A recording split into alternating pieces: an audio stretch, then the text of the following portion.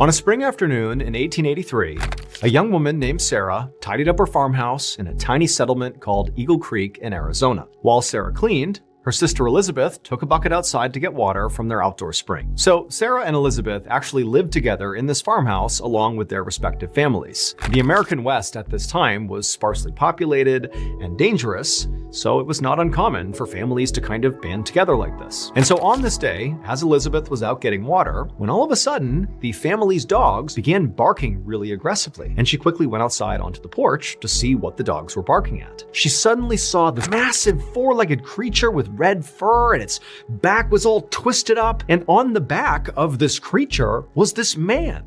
His face was horrible and sunken, and his mouth was in this huge grin. Instinctively, she just turned, bolted inside the house, barricaded the door with the kitchen table, and then rounded up the four kids and sat in the kitchen, huddled over them. But as she was doing this, Sarah suddenly heard this blood-curdling scream come from somewhere outside. Her sister was out there getting water. That scream almost certainly came from her sister. Her and Elizabeth's husbands. They had come back from herding the sheep, and they're calling into her like, hey, what's going on here? Let us in. And so the two husbands are immediately so concerned. They have no idea about the validity of the story, but Elizabeth is gone. They have to go find her. As they're calling out for Elizabeth and not getting a response, they just took off running.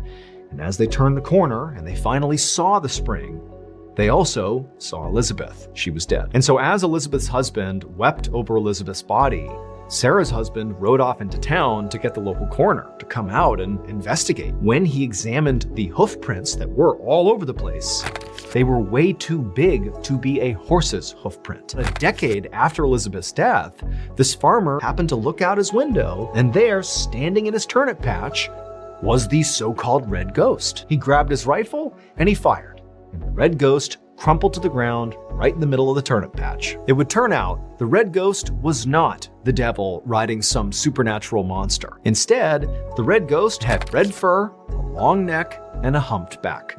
It was a camel. But this camel alone was not responsible for scaring the people of Arizona. What terrified the people of Arizona and created the legend of the red ghost was the rider of the camel. There was a person on the back of that camel. The devil on the back of the camel was a man's decomposing corpse. And because he was a decomposing corpse, his flesh and eyes had rotted from his face. We don't know who this man was or how exactly he died. All we know is he was riding this camel escaped, and then this camel just roamed around Arizona for years with this corpse on its back.